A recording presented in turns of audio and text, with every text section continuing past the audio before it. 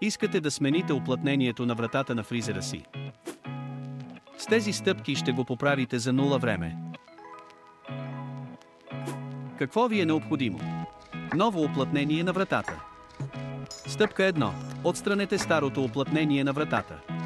Започнете, като разхлабите уплътнението на вратата в горния ъгъл. Опитайте се да разхлабите старото уплътнение на вратата от шева, като го издърпате към себе си. След това можете да свалите останалата част от уплътнението.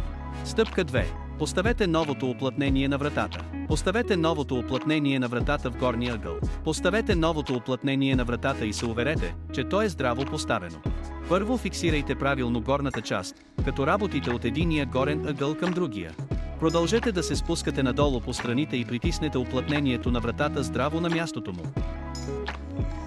Сменили сте уплътнението на вратата и фризерът е готов за повторна употреба.